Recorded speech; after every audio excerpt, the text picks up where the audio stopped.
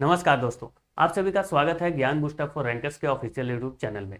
दोस्तों, आज है 1 फरवरी और आज हम लोग करने वाले हैं जनवरी 2026 के संपूर्ण करंट अफेयर्स को, क्योंकि आप सभी को पता है कि आज के दिन जो है वो बजट पेश किया जा रहा है। हमारी निर्मला सीतारमण ने अपनी लगातार 9वीं बार बजट पेश कर दिया है। पद्म जो अवार्ड है वो भी इसी महीने में दिया गया है। गणतंत्र जो दिवस है जिसमें परेड किया गया है वो भी इसी महीने में हुआ है। बहुत सारी घटनाएं ऐसी हुई हैं जो कि हमारे एग्जाम के पॉइंट ऑफ व्यू से काफी इंपॉर्टेंट है।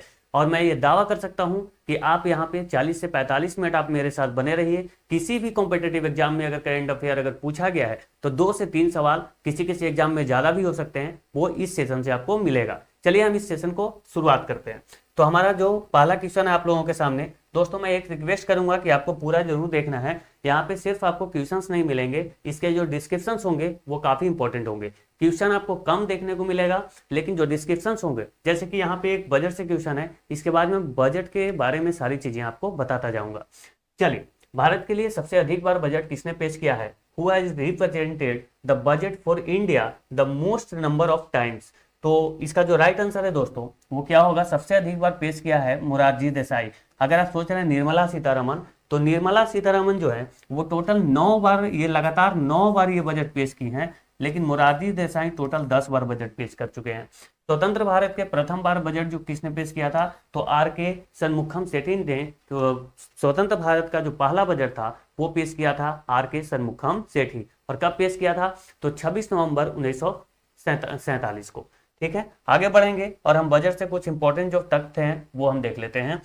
तो आज 1 फरवरी 2026 को निर्मला सीतारमण ने लगातार 9वीं बार, ध्यान रखना, लगातार 9वीं बार इन्होंने बजट पेश किया। और ऐसा करने वाली वो पहली महिला बनी है जो कि लगातार 9वीं बार बजट पेश की है। आज तक ऐसी कोई भी महिला वित्त मंत्री नहीं हुई जो कि लगातार 9 बार बजट पेश की हो। इंफ्रास्ट्रक्चर, यहाँ पे ध्यान रखना, इंफ्रास्ट्रक्चर के लिए 12.2 लाख करोड़ रुपए खर्च किए जाएंगे। मैं यहाँ पे आपको मोटा मोटा सारे तथ्य आपको बताता चल रहा हूँ, क्योंकि अभी तो बजट पेश ही हो रहा है। ठीक है, इसके बाद मैं एक और सेशन ले आऊंगा, लेकिन इतना इनफ है। दिव्यांग सहारा योजना जो है वो शुरू किया जाएगा। रांची और तेजपुर में नए NIMS, ये मानसिक जो स्वास्थ्य होता है उसके लिए बनाए जाएंगे। हर जिले में एक महिला छात्रावास बनाया जाएगा। हर जिले में क्या बनाया जाएगा? एक गर्ल्स हॉस्टल बनाए जाएंगे। ग्लोबल बिग कैट अलायंस, आपको पता होगा, मैंने पहले भी आपको पढ़ाया था कि ग्लोबल बिग कैट अलायंस का जो मुख्यालय है वो भारत में ही है। और इसमें बिल्लियों के जो 6 बड़े जो प्रजाति हैं वो इसमें सम्मिलित है, उसको संरक्षण करना है। तो ये जो समिट है ये कहाँ होगा? तो ये भारत में होगा। महात्मा गांधी हैंडलूम योजना भी शुरू होगी। उसके बाद 3 नए जो केमिकल पार्क हैं वो भी बनाए जाएंगे। कितने केमिकल पार्क बनाए जाएंगे? तो 3। झारखंड, छत्तीसगढ़ में माइनिंग कॉरिडोर बनाए जाएंगे। माइनिंग जो होता है ना, जिससे कोयला वगैरह निकाले जाते हैं। MSME जो होते हैं, MSMEs के लिए 10,000 करोड़ रुपए आवंटित किए गए हैं। ध्यान रखिएगा, कितना? तो 10,000 करोड़ रुपए। मेगा टेक्सटाइल फॉर्म बनाए जाएंगे, मेगा टेक्सटाइल फार्म भी बनाए जाएंगे। और 5 साल में 20 नए राष्ट्रीय जलमार्ग, यानी कि जो नेशनल वाटरवे होता है वो भी बनाए जाएंगे। एक क्वेश्चन आपको यहाँ पे महत्वपूर्ण है जो कि आपको ध्यान रखना है कि रक्षा पर कितना बजट जो है खर्च किया जाएगा। ये बार बार कॉम्पिटेटिव एग्जाम में ये प्रश्न बन जाता है। तो 6.18, कितना? 6.81 लाख करोड़ रुपए। कितना? तो 6.81 लाख करोड़ रुपए जो है वो कहाँ खर्च किए जाएंगे? तो रक्षा क्षेत्र में खर्च किए जाएंगे। चलिए अब हम नेक्स्ट क्वेश्चन की ओर बढ़ेंगे। दोस्तों, हमारा नेक्स्ट क्वेश्चन है, गणतंत्र दिवस परेड 2026 में किस राज्य की झांकी को सर्वश्रेष्ठ झांकी चुना गया है? दोस्तों यहाँ पे ध्यान देंगे कि सर्वश्रेष्ठ जो झांकी है वो 2 तरीके से चुने जाते हैं, इसलिए मैंने यहाँ पे सारे ऑप्शन ऐसे दिए हैं, आप आसानी से कर सकते हैं। हम इसको भी क्लियर करेंगे। इसमें जो हमारा जो राइट आंसर होगा वो होगा महाराष्ट्र। क्या होगा? महाराष्ट्र। अब यहाँ पे देखिए, इसका हम पूरा तथ्य आपको अब लिखते चलते हैं। पहले आप समझिए। जो गणतंत्र दिवस है वो 26 जनवरी को मनाया जाता है। और ये क्यों मनाया जाता है? क्योंकि 26 जनवरी 1950 को जो है, कब? 26 जनवरी 1950 को हमारा देश जो है वो क्या हुआ था? गणतंत्र हुआ था। मतलब इस दिन हमारा संविधान जो है वो पूरी तरीके से लागू हुआ था। ध्यान रखेंगे कि 26 नवंबर 1949 को जो है संविधान हमारा बनकर तैयार हो गया था, लेकिन उस दिन पूरी तरीके से उसको लागू नहीं किया गया था। क्यों? क्योंकि 26 जनवरी 1930 को रावी नदी के किनारे जो है जवाहरलाल नेहरू ने पहली बार झंडा फहराया था वहां पे। तो इसी कारण इसी दिन को याद रखने के लिए हम 26 जनवरी 1950 को अपना संविधान जो है वो पूरी तरीके से लागू करते हैं। ठीक है, 26 नवंबर को हम क्या मनाते हैं, तो संविधान दिवस मनाते हैं, क्योंकि उस दिन हमारा जो है संविधान बन करके तैयार हो चुका था। ठीक है, अब देखो कि क्या होता है कि हम दो राष्ट्रीय पर्व मनाते हैं, एक तो स्वतंत्रता दिवस और एक गणतंत्र दिवस। ठीक है, मतलब एक इंडिपेंडेंस डे और एक रिपब्लिक डे। देखो बहुत लोगों को नहीं पता होगा, दो तथ्य आप जानना बहुत इंटरेस्टिंग है। देखो ये मेरा फ्लैग है, ठीक है, जो कि हमारा तिरंगा एक फ्लैग है। ठीक है, ये हमारा फ्लैग रहा। हम दो दिन का चर्चा कर रहे हैं आपके पास, एक तो हो गया 26 जनवरी और एक हो गया 15 अगस्त। क्या होता है इस दिन, कैसे झंडा फहराया जाता है? देखिए हमारा क्या हुआ कि 15 अगस्त को जो है हमारा देश आजाद हो गया। उसके पहले जो है वो ब्रिटिश शासन का जो झंडा था वो हमारे देश पे टंगा था। ठीक है, तो हमने ब्रिटिश को क्या किया, उखाड़ के फेंक दिया, ब्रिटिश का झंडा वहां से उतार दिया। अब हम क्या कर रहे हैं, देखो ये दो रस्सियां होती हैं जिसके सहारे से हम क्या करते हैं, झंडा को फहराते हैं। तो 15 अगस्त को जो हम करते हैं, ये हम 15 अगस्त का बात कर रहे हैं, 15 अगस्त को दिन हम क्या करते हैं कि झंडे को हम नीचे से लेकर के नीचे से यहाँ बांध देते हैं एक रस्सी में, और दूसरे रस्सी के माध्यम से उसको खींच करके उसको हम झंडे को ऊपर लेके जाते हैं। मतलब कि नीचे से ऊपर हम लेके जाते हैं, तो उसको हम बोलते हैं ध्वजारोहण। क्या बोलेंगे, ध्वजारोहण। और ये होता है 15 अगस्त को। लेकिन ये जो 26 जनवरी है, इस दिन हम क्या करते हैं, हम झंडोत्तोलन करते हैं। झंडा को सिर्फ हम फहराने का काम करते हैं, ऊपर नहीं लेके जाते हैं। ठीक है, क्यों? क्योंकि इस दिन जो है 1950 में जो है हमारा झंडा तो ऑलरेडी ऊपर था ना भाई, हमारा तो झंडा ऑलरेडी ऊपर ही था, क्योंकि हम आजाद हो चुके थे। तो यहाँ पे हम 26 जनवरी को क्या करते हैं कि दो रस्सी यहाँ पे भी होते हैं, लेकिन हम पहले ही से झंडा को यहाँ पे बांध करके ऊपर पहुंचा चुके होते हैं। उसके बाद सिर्फ हम यहाँ पे उसको खींच करके उसको हम फहराते हैं। ठीक है, ये चीजें क्लियर है। आगे आइए, अब हम झांकी की बात कर लेते हैं। देखो झांकी जो है जूरी पैनल के अनुसार जो है महाराष्ट्र को पहला पुरस्कार दिया गया। इसका थीम क्या था, तो गणेशोत्सव आत्मनिर्भरता का प्रतीक। सेकंड नंबर पे कौन रहा, तो जम्मू कश्मीर। इसका थीम क्या था, तो जम्मू और कश्मीर के हस्तशिल्प और लोक नृत्य इसका थीम था। तीसरे नंबर पे रहा केरल, और केरल वाला का थीम क्या था, तो जल मेट्रो और 100% डिजिटल साक्षरता। अगर हम बात करें कि माई गवर्नमेंट जो पोर्टल है, वहां पे क्या होता है कि आम जनता लोग वोटिंग देते हैं, तो उसके माध्यम से अगर पूछा जाए कि माई गवर्नमेंट पोर्टल के अनुसार जो है जो पोल हुआ था, उसके अनुसार पहला नंबर पे कौन रहा, तो गुजरात। और इसका थीम था क्या, तो स्वदेशी, आत्मनिर्भरता, स्वतंत्रता का मंत्र, वंदे मातरम। ठीक है, सेकंड नंबर पे रहा उत्तर प्रदेश। इसका थीम क्या था, तो बुंदेलखंड की संस्कृति इसमें दिखाई गई थी। राजस्थान तीसरे नंबर पे रहा, किसके अनुसार, तो माई गवर्नमेंट पोर्टल पे जो पोल करवाए गए थे उसके अनुसार। लेकिन जो जूरी पैनल है वो उसके अनुसार ये है। ठीक है, तो राजस्थान वाला का थीम था रेगिस्तान का सुनहरा स्पर्श, बीकानेर स्वर्ण कला। अब यहाँ पे आपको 26 जनवरी जो परेड हुआ उससे संबंधित कुछ आपको ध्यान रखना है। हमारा ये 77वां गणतंत्र दिवस था। कितना, तो 77 नंबर का गणतंत्र दिवस था। और इसका थीम क्या था, तो वंदे मातरम के 150 वर्ष, क्योंकि वंदे मातरम के कितने वर्ष हो गए, 150 वर्ष हो गए। हमारा जो गेस्ट थे, चीफ गेस्ट थे, वो कौन थे, तो उर्सुला वॉन डेर वन थे, जो कि कौन है, तो यूरोपियन यूनियन के प्रेसिडेंट है। यूरोपियन कमीशन के प्रेसिडेंट हैं। कौन है, तो उर्सुला वॉन डेर वन। अब एक व्यक्ति और आए हुए थे उनके साथ, एंटोनियो कोस्टा। और ये एंटोनियो कोस्टा कौन है, तो यूरोपियन जो काउंसिल है उसके वो अध्यक्ष है। यूरोपियन काउंसिल, यहाँ पे यूरोपियन काउंसिल के अध्यक्ष हैं एंटोनियो कोस्टा, और यूरोपियन कमीशन के जो अध्यक्ष हैं वो है उर्सुला वॉन डेर वन। ठीक है, तो ये दोनों हमारे चीफ गेस्ट थे, इसको आपको ध्यान रखना है।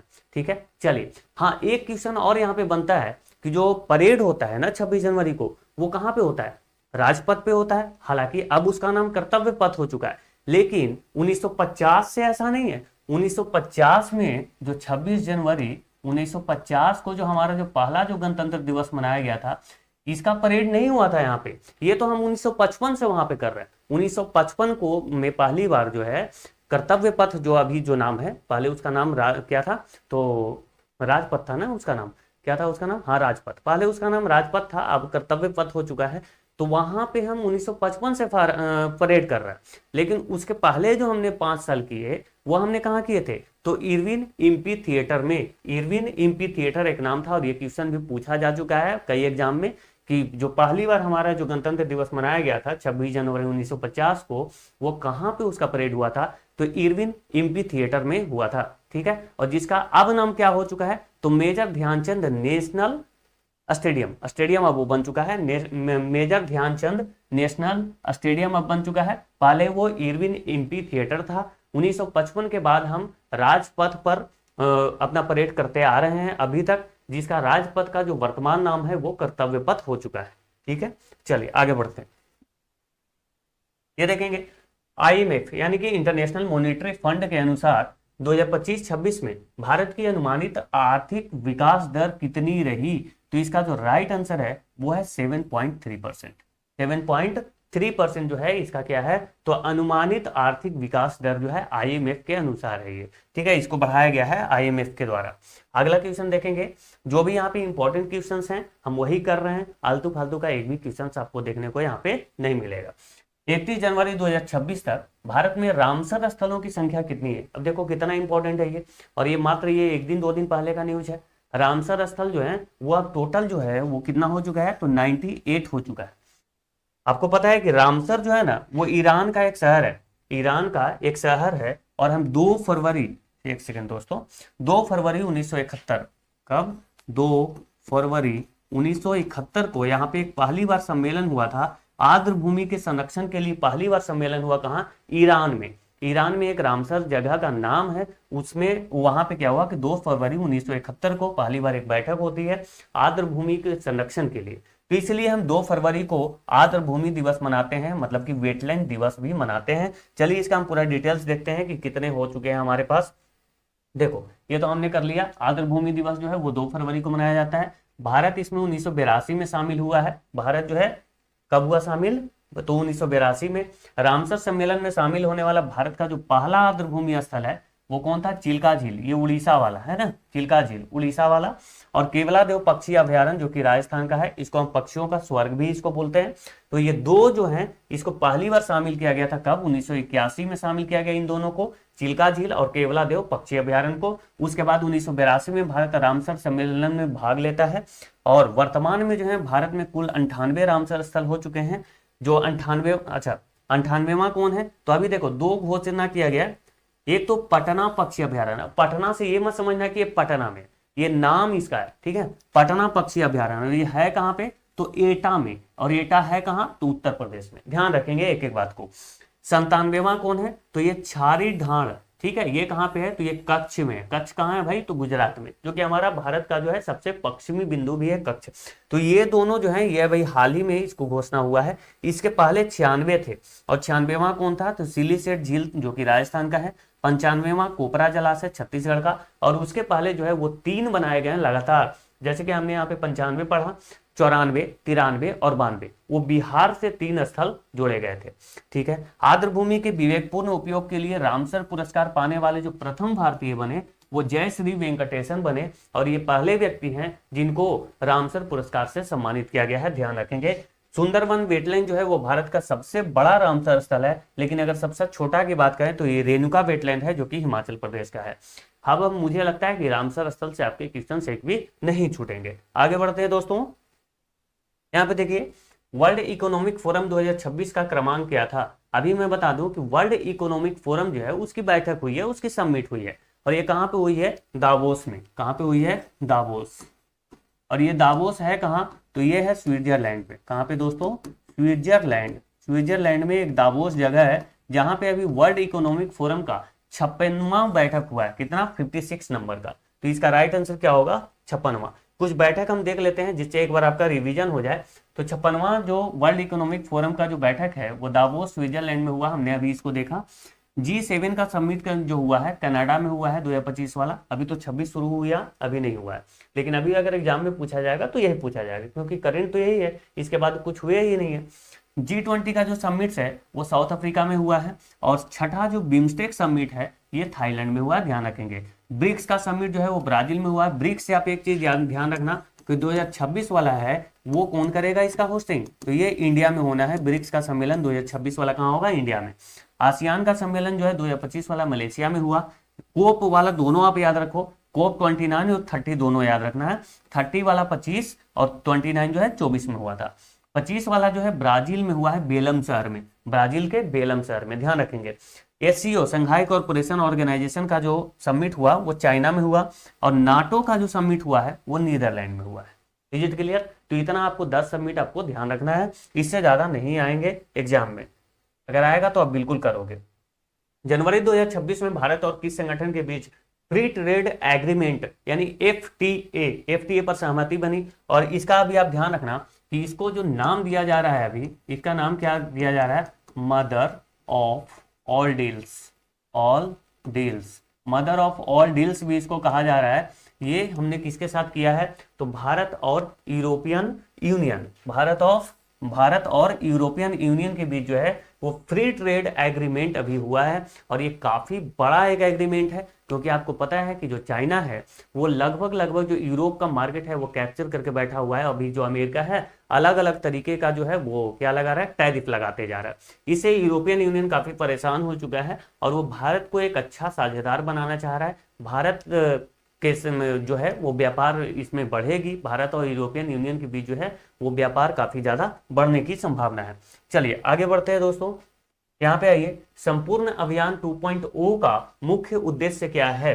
संपूर्ण अभियान 2.0 का जो मुख्य उद्देश्य है वो क्या है? तो इसका उद्देश्य है पिछड़े जिलों में सरकारी सेवाओं की पूर्णता, जितने भी पिछड़े जिले हैं उनमें सरकारी जो भी सेवाएं हैं वहां तक वो पहुंचे। तो इसका किसका लक्ष्य है? तो संपूर्ण अभियान 2.0 का। चलिए आगे बढ़ेंगे। अच्छा, हम यहाँ पे कुछ और योजना करेंगे दोस्तों, जो कि काफी इंपॉर्टेंट है आपके एग्जाम के पॉइंट ऑफ व्यू से। चलिए ज्यादा नहीं, 8 से 10 हम योजना देखते हैं। लाडो लक्ष्मी योजना, ये हरियाणा सरकार ने अभी शुरू किया है, ध्यान रखेंगे।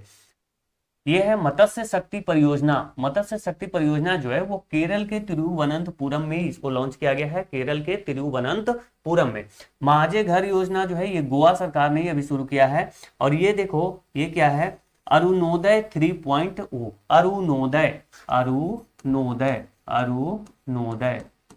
अरुणोदय एक योजना है, इसको 3.0 नाम दिया गया है। 3.0 ये असम सरकार ने अभी शुरू किया है। मुख्यमंत्री भारत दर्शन योजना, इसमें क्या होगा कि जो स्टूडेंट्स हैं उनको भारत का दर्शन करवाया जाएगा, और ये बिहार सरकार ने इसको शुरू किया है। कक्षा 9 से 12 तक के सरकारी स्कूल के छात्रों के लिए ये योजना जो है शुरू की गई है, मुख्यमंत्री भारत दर्शन योजना। ग्रीन डिपॉजिट योजना जो है ये मेघालय सरकार ने शुरू किया है। प्रेरणा स्कीम, ध्यान रखेंगे, प्रेरणा स्कीम असम में पढ़ रहे कक्षा 10 के छात्रों को वित्तीय सहायता देना इसका काम है, और ये कहां किसने शुरू किया है? तो असम इसको आप ध्यान रखेंगे, प्रेरणा स्कीम। अब देखो यहाँ पे एक कि भांग की खेती के लिए, भांग की खेती को बढ़ावा देने के लिए ग्रीन टू गोल्ड पहल शुरू की गई है, ग्रीन टू गोल्ड। और लेकिन यहाँ पे कुछ लिखा नहीं गया है ना, भांग की खेती को बढ़ावा देने के लिए ग्रीन टू गोल्ड जो पहल है ये हिमाचल प्रदेश में ये शुरू किया है, ध्यान रखेंगे। किसने? हिमाचल प्रदेश ने इसको शुरू किया है, ध्यान रखना है, Himachal Pradesh green to gold. और ये किसके लिए है? तो भांग की खेती को बढ़ावा देने के लिए। असम ने संस्कार शाला कार्यक्रम शुरू किया है, 4 से 14 वर्ष के बच्चों के लिए ये है, और बच्चों को अच्छे संस्कार देना इसका लक्ष्य है। इसमें ही लगा हुआ है संस्कार शाला कार्यक्रम, संस्कार शाला कार्यक्रम ये असम सरकार ने शुरू किया है। मुख्यमंत्री सेहत योजना, ध्यान रखेंगे, ये पंजाब ने शुरू किया है, और इसमें हर परिवार को 10 लाख रुपए तक का मुफ्त और कैशलेस चिकित्सा उपचार दिया जाएगा, मुख्यमंत्री सेहत योजना के थ्रू। आगे बढ़ेंगे, ये देखिए अगला क्वेश्चन हमारा बहुत बढ़िया क्वेश्चन है। नई दिल्ली विश्व पुस्तक मेला 2026 का गेस्ट ऑफ ऑनर जो देश है वो कौन था? यहाँ पे एक चीज ध्यान रखना, अभी जो बिहार एसआई का जो एग्जाम हुआ है उसमें अभी ये पूछा गया था कि पटना में जो पुस्तक मेला जो लगाया गया था पटना के गांधी मैदान में, उसमें किसको प्राथमिकता दी गई थी? तो वो ग्रामीण उद्यमिता को प्राथमिकता दी गई थी। तो मेला से क्वेश्चन बन जाते हैं, ठीक है, इसलिए मैं बोल रहा हूँ। तो इसका जो राइट आंसर है कि नई दिल्ली विश्व पुस्तक मेला 2026 का गेस्ट ऑफ ऑनर कौन सा देश था? तो ये था कतर। अच्छा, कतर से एक और मुझे क्वेश्चन याद आ रहा है, अभी बिहार एसआई का ही था कि बिहार एसआई में एक क्वेश्चन पूछा गया था, हाला मोदी, एक हाउडी मोदी होता है, ये हाला मोदी था। हाला मोदी जो कार्यक्रम है ये कहाँ चलाया गया था? तो हाला मोदी जो कार्यक्रम है ये भी कतर में ही चलाया गया था, ध्यान रखेंगे। आगे बढ़ते हैं, ये बताइए 28 जनवरी को कौन सा अंतरराष्ट्रीय दिवस मनाया जाता है? अच्छा ठीक है, 28 जनवरी को कौन सा अंतर्राष्ट्रीय दिवस मनाया जाता है? विच international day is celebrated on 28th of January? ये बताएंगे तो इसका जो राइट आंसर है डेटा गोपनीयता दिवस। डेटा गोपनीयता दिवस बहुत इसको जो है ये इंपॉर्टेंट दिवस है जनवरी के हिसाब से, क्योंकि इससे बहुत सारी चीजें पूछ ली जाती हैं। ठीक है, अभी बिहार एसआई में भी इससे क्वेश्चन बना है डेटा गोपनीयता से। जनवरी 2026 में भारत का 92वां शतरंज ग्रैंड मास्टर कौन बने हैं? 92वां, आपको तो पता है पहला जो हमारे ग्रैंड मास्टर थे वो तो Viswanathan Anand, lightning kid of India, है ना, विश्वनाथन आनंद। अब ये देखिए, who become India's 92nd chess grand master in January 2026? तो इसका आर्यन वर्सने, आर्यन वर्सने। और ध्यान रखेंगे ये कहाँ से है, तो ये तमिलनाडु के हैं। कहाँ के? तमिलनाडु के हैं। अब 91वें नंबर के कौन थे? ये जो राहुल वीएस हैं ये 91वें नंबर के थे, 91st। ये कितने नंबर के थे दोस्तों? 91st नंबर के कौन थे? तो राहुल वीएस। 92वां नंबर के कौन है? तो आर्यन वर्सने। ध्यान रखना है। आगे बढ़ेंगे। ये दुनिया का सबसे बड़ा ग्रीन अमोनिया प्रोजेक्ट भारत के किस राज्य में शुरू हुआ? The world's largest green ammonia project started in which Indian state? काफी इंपॉर्टेंट क्वेश्चन, काफी बढ़िया क्वेश्चन है। तो ये क्यों है? क्योंकि दुनिया का सबसे बड़ा है ना, दुनिया का सबसे बड़ा जो ग्रीन अमोनिया प्रोजेक्ट है ये अभी तमिलनाडु में शुरू किया जा रहा है। कहाँ पे? तो तमिलनाडु। ध्यान रखेंगे। आगे बढ़ेंगे दोस्तों। ये बताइए कि शहीद दिवस कब मनाया जाता है? बहुत इजी है, लेकिन अभी हम इसको पढ़ेंगे और इसलिए पढ़ेंगे क्योंकि जनवरी का हम पढ़ रहे हैं। वैसे जनवरी का हमने सारा नहीं पढ़ा, लेकिन चलो ठीक है, इतना ही काफी है। ऐसे 25 जनवरी को जो है वो हम क्या मनाते हैं? तो पर्यटन दिवस भी मनाते हैं उस दिन 25 जनवरी को। चलिए, तो ये क्या है? शहीद दिवस हम मनाते हैं 30 जनवरी को। अब 30 जनवरी, लेकिन मैं चाहता हूं कि इनके जब गांधी जी के बारे में आया तो एक बार सारी चीजें हम रिवाइज कर लें, फटाफट करेंगे। चलो, लिखूंगा नहीं लेकिन मैं आपको बताता जाऊंगा। चलो लिख भी देता हूँ। तो इनका जन्म कब होता है? तो 2 अक्टूबर 1869। 2 अक्टूबर 1869 पोरबंदर गुजरात में। और 2 अक्टूबर को हम गांधी जयंती इसीलिए मनाते हैं। ठीक है। इसके बाद इनका प्रारंभिक शिक्षा जो है वो भारत में ही हुई, लेकिन ये वकालत पढ़ने कहाँ जाते हैं? तो इंग्लैंड जाते हैं। कहाँ? इंग्लैंड जाते हैं, लंदन जाते हैं। और उसके बाद वो अब्दुल्ला सेठ नामक एक व्यापारी था जो कि साउथ अफ्रीका में उसका कोई केस चल रहा था। तो इसी कारण अब्दुल्ला सेठ के केस लड़ने के लिए वो साउथ अफ्रीका जाते हैं। साउथ अफ्रीका जाते हैं और वहां केस लड़ते हैं। वहां पे वो रंग भेद के क्या हो जाते हैं? शिकार हो जाते हैं, रंग भेद के शिकार हो जाते हैं, क्योंकि गोरे और काले का भेद था वहां पे। तो इसीलिए वहां पे भी कुछ उन्होंने मूवमेंट चलाया। और उसके बाद वो साउथ अफ्रीका से वापस आते हैं। कब? ये ध्यान रखना, 9 जनवरी। कब आते हैं? 9 जनवरी 1915 को साउथ अफ्रीका से भारत आए। और इसीलिए हम 9 जनवरी को प्रवासी भारतीय दिवस मनाते हैं। कौन सा दिवस? प्रवासी भारतीय दिवस मनाते हैं। उसके बाद अब इनका देखो, मैं एक एक चीजें आपको क्लियर करता हूं। सबसे पहले तो राजकुमार शुक्ल इनको 1917 में बिहार आमंत्रित करते हैं। कौन? राजकुमार शुक्ल। क्योंकि 16 में लखनऊ अधिवेशन हो रहा था, वहां पे राजकुमार शुक्ल गए, वहां पे उनको आमंत्रित करते हैं। 17 में ये बिहार में पटना स्टेशन, पाटलिपुत्र था हालांकि उस समय, ये पहुंचते हैं और चंपारण सत्याग्रह यहाँ पे करते हैं। कौन सा? चंपारण सत्याग्रह 1917 में करते हैं। और उसके बाद 1918 में ये क्या करते हैं? 1918 में एक तो करते हैं खेड़ा आंदोलन, और उसके बाद करते हैं अहमदाबाद मिल मजदूर के विरुद्ध जो था वो अहमदाबाद मिल मजदूर के जो पेंशन वाला बात था वो भी यहाँ पे करते हैं 18 में। अब उसके बाद 1919 में जालियांवाला बाग हत्याकांड हो जाता है, पूरे देश में खिलाफत आंदोलन चलाए जाते हैं। अब इसी के साथ जो है 1920 में इन्होंने खिलाफत आंदोलन के साथ ही असहयोग आंदोलन शुरू कर दिया। लेकिन असहयोग आंदोलन कहने का मतलब है असहयोग आंदोलन कहने का मतलब है कि हम सहयोग नहीं करेंगे, जितने भी टीचर हैं वो पढ़ाएंगे नहीं, डॉक्टर हैं वो इलाज नहीं करेंगे, वकील है वो वकालत नहीं करेगा, तो कैसे चलेगा देश? वो तो ठप पड़ जाएगा ना भाई, मतलब सहयोग नहीं करेंगे। अब इसी में क्या होता है कि 1922 में घटना हो जाती है, चौरी चौरा नामक घटना हो जाता है, जहाँ पे एक पुलिस थाने में आग लगा दी जाती है। वहां पे बहुत सारे निर्दोष पुलिस वाले जल करके मर जाते हैं। इस घटना से दुखी होकर के 1922 में जो है वो गांधी जी असहयोग आंदोलन को वापस ले लेते हैं। इनको जेल हो जाता है, हालांकि इनको स्वास्थ्य कारणों से पहले ही इनको रिहा कर दिया जाता है। ठीक है। अब आते हैं सबसे बड़ी जो आंदोलन हुई वो हुई 1930 में। कब होती है? 1930 में इन्होंने दांडी मार्च शुरू किया, और दांडी मार्च के थ्रू ही इन्होंने नमक कानून तोड़ा, है ना, दांडी मार्च के थ्रू इन्होंने क्या किया कि नमक कानून तोड़ा और सविनय अवज्ञा आंदोलन भी शुरू कर दिया। सविनय अवज्ञा आंदोलन। अब ये सविनय अवज्ञा आंदोलन क्या था? तो सविनय अवज्ञा आंदोलन कहने का मतलब है विनय करेंगे, हम क्या करेंगे? विनय करेंगे। इनका कहना था कोई भी हिंसा नहीं होगा, आप हाथ जोड़ेंगे, सविनय करेंगे और सारी चीजें को आपको खंडन करेंगे, कानून को तोड़ेंगे विनय करके। उसके बाद क्या होता है कि गांधी इरविन पैक्ट होता है 1931 में, क्योंकि इरविन को लगने लगता है कि ये बहुत बड़ा आंदोलन हो चुका है, ये सबसे बड़ा हमारे नजरिए से जो गांधी जी द्वारा जो किया गया जन आंदोलन था उसमें सबसे जो महत्वपूर्ण है, सबसे जो बड़ा था वो यही आंदोलन था, सविनय अवज्ञा आंदोलन। 1931 में फिर गांधी इरविन पैक्ट हो जाता है और गांधी इरविन पैक्ट होने के बाद ये दूसरे गोलमेज सम्मेलन जो कि 1931 में होता है लंदन में, और उसकी अध्यक्षता कर रहे थे जेम्स रैमजे मैकडोनाल्ड। तो वहां पे दूसरे गोलमेज सम्मेलन में कांग्रेस की तरफ से ये भाग भी लेते हैं, ध्यान रखेंगे।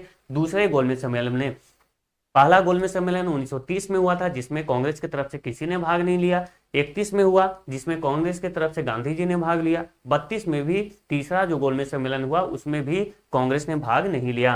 कौन ऐसे व्यक्ति थे जो कि तीनों गोलमेज सम्मेलन में भाग लिए? तो वो थे भीमराव अंबेडकर।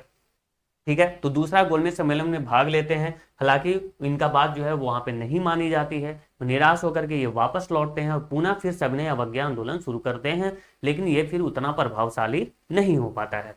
उसके बाद इनका जो लास्ट जो जन आंदोलन था वो था 1942 में। 1942 में भारत छोड़ो आंदोलन इन्होंने शुरू किया।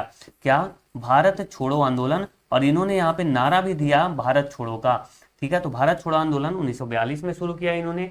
और इसके बाद हमारा आपको पता है कि भारत जो है वो 15 अगस्त 1947 को आज़ाद हो जाता है। 15 अगस्त 1947 को भारत आज़ाद हो गया, लेकिन उसके बाद दुखद चीज़ें हो जाती है कि 30 जनवरी 1948 को गांधी जी को की हत्या कर दी जाती है नाथूराम गॉडसे के द्वारा, और इसीलिए हम 30 जनवरी को शहीद दिवस मनाते। अब देखो कि हमने शुरू से किया गांधी जयंती से शहीद दिवस तक हम आपको करवा चुके हैं। तो देखो हम यहाँ पे ज्यादा समय नहीं लिए, आपका 1 से 2 मिनट में सारी चीजें क्या हो गई कि रिवीजन हो गई। चलिए अब हम आगे बढ़ते हैं दोस्तों। हाल ही में किसे देश के सर्वोच्च शांतिकाल वीरता पुरस्कार अशोक चक्र से सम्मानित किया गया है? अब यहाँ पे इससे भी बिहार एसआई में क्वेश्चन बना और बहुत बार क्वेश्चन बन जाता है, क्योंकि पता नहीं है हर किसी को कि युद्ध के दौरान कौन सा जो पुरस्कार है, युद्ध के दौरान कौन सा वीरता पुरस्कार दिया जाता है, शांति काल के दौरान कौन सा दिया जाता है। चलिए इसको भी हम अभी समझ लेंगे। शांति काल के दौरान यहाँ पे पूछा गया है कि शांति काल के दौरान वीरता पुरस्कार जो सबसे सर्वोच्च होता है वो होता है अशोक चक्र। तो ये किसको दिया गया है? ये किसको दिया गया है? तो ये दिया गया है शुभांशु शुक्ला। शुभांशु शुक्ला आपको पता है कि अभी जो है एक्जियोम जो 4 मिशन था उसके थ्रू वो कहाँ गए थे? इंटरनेशनल स्पेस एजेंसी में ये गए हुए थे। यहाँ पे देखिए हम वीरता पुरस्कार की आपको बात कर लेते हैं। 2 तरीके के दिए जाते हैं, एक तो युद्ध के दौरान और एक शांति काल के दौरान। तो शांति काल के दौरान जो है वो सर्वोच्च पुरस्कार कौन सा है वीरता पुरस्कार में? तो अशोक चक्र, कीर्ति चक्र उसके बाद, और तीसरे नंबर पे शौर्य चक्र। तो ये तीनों पुरस्कार जो है वो शांति काल के दौरान दिए जाते हैं वीरता पुरस्कार। और युद्ध के दौरान क्या दिया था? तो परमवीर चक्र, ये सर्वोच्च है। उसके बाद महावीर और वीर चक्र, ये तीनों पुरस्कार युद्ध के दौरान दिए जाते हैं। तो इस चीज का आप ध्यान रखेंगे, ठीक है, यहाँ से क्वेश्चन बन जाता है। आगे आते हैं। हाल ही में लॉन्च हुई है एक पुस्तक red lines redrawn. Red lines redrawn, ये देखो रेड ड्रोन ये वाला है, ठीक है, ड्रोन वो वाला मत समझना होने वाला। इसका संबंध किससे है? तो यहाँ पे ये देखिए कि ऑपरेशन सिंदूर जो है इसका संबंध जो है वो किससे है? तो ये जो पुस्तक है रेड लाइन्स रीड्रॉन, इसका संबंध है ऑपरेशन सिंदूर से। हमारे जितने भी सेनाध्यक्ष थे उनके द्वारा ही इसका विमोचन किया गया। अब देखिए कुछ महत्वपूर्ण पुस्तक हम यहाँ पे आपके सामने लेकर के आए हैं। Mother Mary comes to me, ये जो है अरुंधति रॉय के द्वारा लिखा गया है। The Chola tigers Avengers of Somnath, ये अमीश त्रिपाठी ने लिखा है।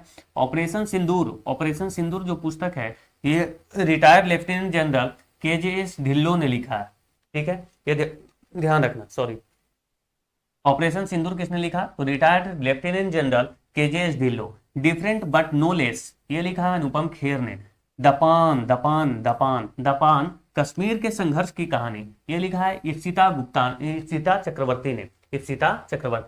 किरण देसाई की किस किताब को बुकर प्राइज 2025 के लिए शॉर्टलिस्ट किया गया था? तो ये था the loneliness of Sonia and Sunny, the loneliness of Sonia and Sunny. Wings of favour, ये सॉरी फेवर नहीं, वेलर, विंग्स ऑफ वेलर जो है वो स्वप्निल पांडे ने लिखा है। एबव एंड बियॉन्ड, ये शिव कुमार मोहंका ने लिखा है, ध्यान रखेंगे। जस्टिस डिनाइड जस्टिस लॉस्ट, ये कंचन चक्रवर्ती ने लिखा है, ठीक है। प्रोजेक्ट नन्ही कली पर आधारित कॉफी टेबल बुक है एक, may a million birds bloom, may a million birds bloom, इसको लॉन्च किया है आनंद महिंद्रा ने।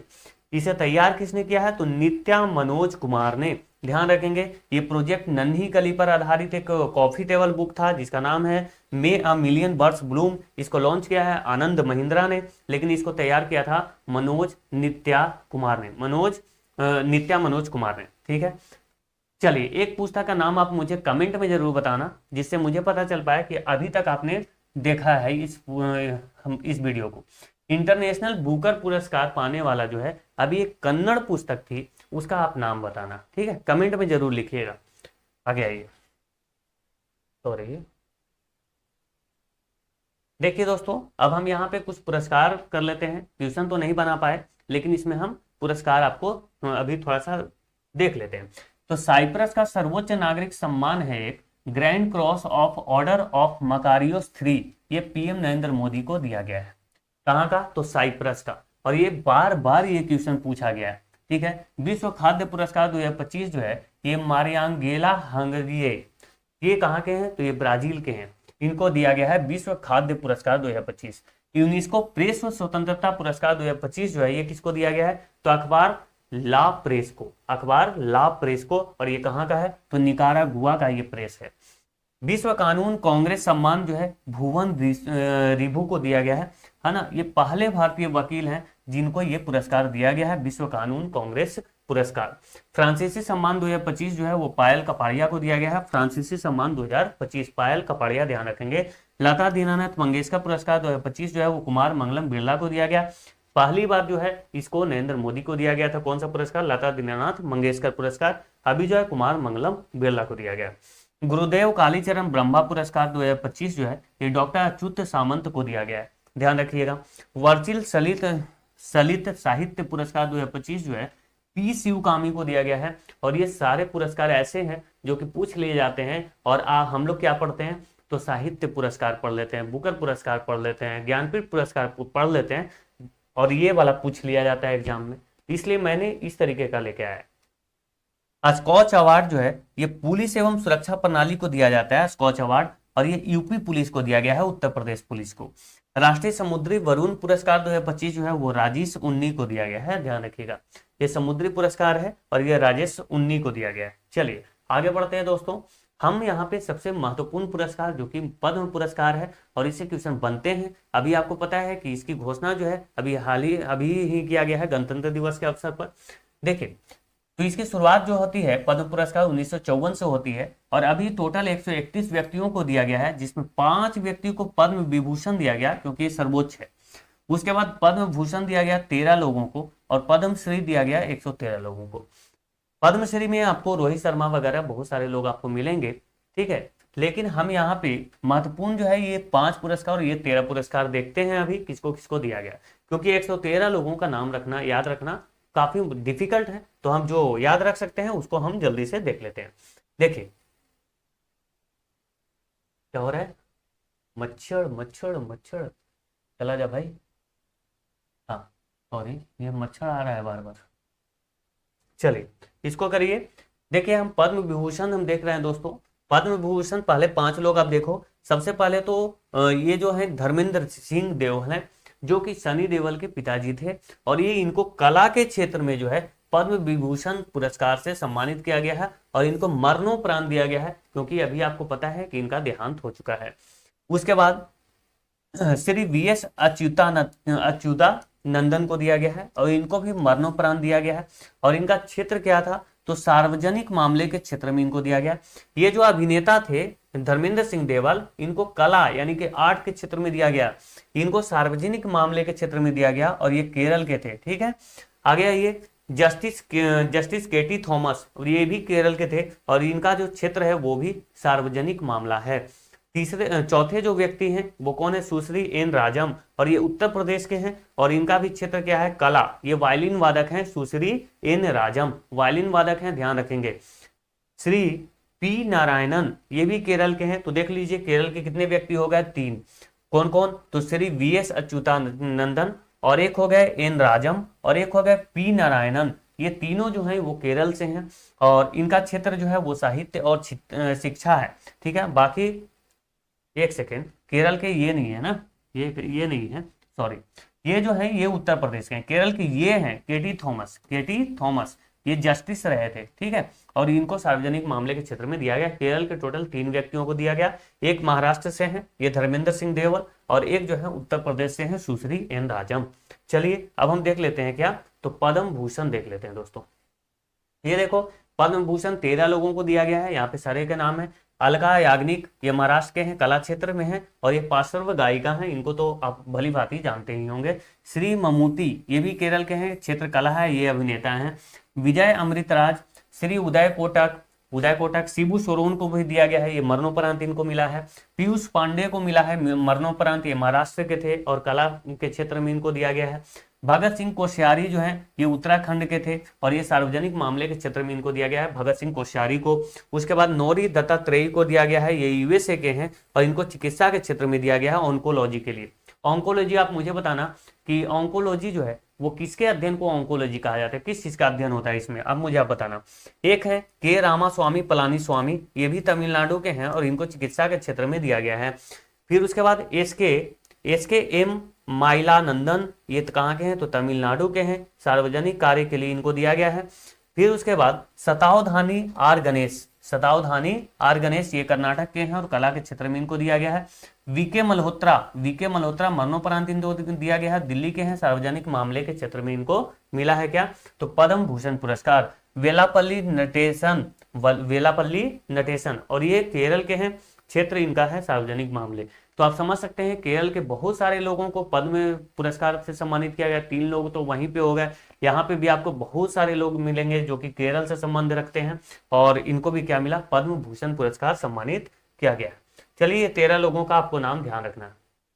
आइए हम इसरो के कुछ मिशन को देख लेते हैं एक बार। देखिए गगनयान 1 मिशन जो है वो मार्च 2026 में इसको लॉन्च किया जाएगा। गगनयान 2 जो है 26 में लॉन्च होगा, ये भी 26 लास्ट में लॉन्च होगा। और उसके बाद मानव युक्त गगनयान 3 जो है इसको 27 में लॉन्च करने की योजना बनाई जा रही है। अच्छा, निसार तो आपको पता ही है, काफी पुराना हो चुका है ये।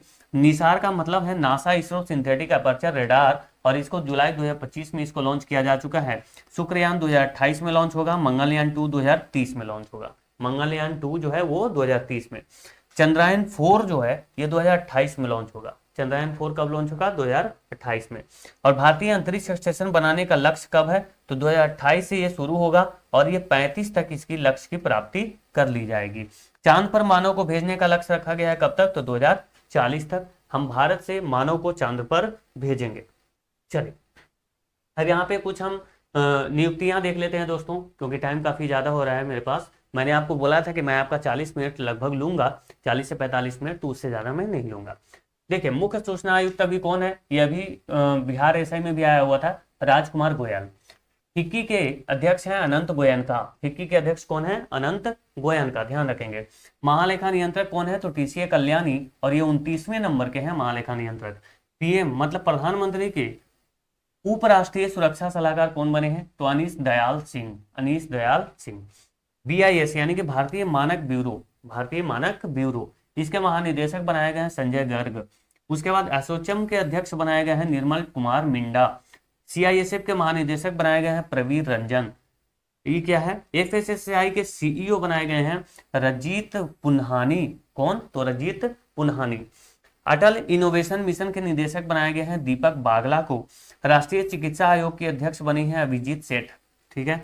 भारतीय मुक्केबाजी संघ के अध्यक्ष कौन बने हैं? अजय सिंह। अब यहाँ पे ध्यान देना, ठीक है, अजय बहुत कंफ्यूजन वाला नाम है, 3 नाम आपको ध्यान रखना है। भारतीय मुक्केबाजी संघ के अध्यक्ष हैं अजय सिंह। ठीक है। IRDAI के प्रमुख कौन है? तो अजय सेठ। लेकिन यहाँ पे UPSC union public service commission के अध्यक्ष कौन है? तो अजय कुमार। अब देखो सब में अजय है, एक सिंह जी हैं, एक सेठ जी हैं और एक कुमार जी हैं। ठीक है, तो ध्यान रखना भाई। अब ये देखो, राष्ट्रीय हल्दी बोर्ड के पहले अध्यक्ष बनाए गए हैं पल्ले गंगा रेड्डी, और इसका जो हेडक्वार्टर है हल्दी बोर्ड का वो निजामाबाद तेलंगाना में है। तो ये पहले हल्दी बोर्ड है और इसलिए इंपॉर्टेंट है, इसके आपको अध्यक्ष याद रखना है, पल्ले गंगा रेड्डी है। ठीक है दोस्तों, यहाँ पे हम एक चीज और आपको दिखाना चाहेंगे, थोड़ा सा ये इंडेक्स आप जरूर एक बार देख लो, क्योंकि इंडेक्स भी काफी इंपॉर्टेंट है। हेनले पासपोर्ट इंडेक्स में 85वां स्थान भारत का है। टॉप पे कौन है? तो सिंगापुर है। साइबर क्राइम इंडेक्स में 10वां स्थान है भारत का। टॉप पे रसिया है। हालांकि हम ये पहले भी आपको करवा चुके हैं, लेकिन मुझे लगा कि थोड़ा सा तो इंपॉर्टेंट है ये, इसको आपको एक बार रिवीजन कर लेना चाहिए। ठीक है, बस इसलिए मैंने इसको इंक्लूड कर लिया। करप्शन परसेप्शन इंडेक्स जो है, इसमें 96वां स्थान भारत को मिला है। टोटल स्कोर भारत ने 38 किया था। टॉप पे डेनमार्क है। वर्ल्ड हैप्पीनेस इंडेक्स में 118वां स्थान भारत का है। टॉप पे फिनलैंड है। और ग्लोबल फायर पावर इंडेक्स में चौथा स्थान भारत का है। टॉप पे यूनाइटेड स्टेट है। ग्लोबल यूनिकॉर्न इंडेक्स में तीसरा रैंक है भारत का। टॉप पे अमेरिका है। ठीक है, ये सारी चीजें आप एक बार देख लेना। ह्यूमन डेवलपमेंट इंडेक्स आपको जरूर ध्यान रखना है कि ह्यूमन डेवलपमेंट इंडेक्स में 130वां स्थान है भारत का। ठीक है, ह्यूमन डेवलपमेंट इंडेक्स टॉप पे कौन है? तो आइसलैंड है और यूएनडीपी द्वारा इसको जारी किया जाता है। ग्लोबल जेंडर गैप इंडेक्स में 131वां स्थान मिला है भारत को। टॉप पे आइसलैंड है। वर्ल्ड इकोनॉमिक फोरम इसको जारी करता है। ठीक है, चलिए सारी चीजें यहाँ पे क्लियर है, आगे बढ़ते हैं अब हम। तो दोस्तों यहाँ पे हम जनवरी महीने के बहुत सारे करंट अफेयर्स कर चुके हैं। आपको पता है कि अभी हमने गणतंत्र दिवस जो भी मनाए जाते हैं उसके बारे में अच्छे से देखा, दिवस के बारे में देख लिया, महात्मा गांधी का एक थोड़ा सा हमने उनका सफर देखा, गांधी जी की सफर एक झलक हमने देखा। उसके बाद पद्म अवार्ड भी हम लोगों ने देख लिया।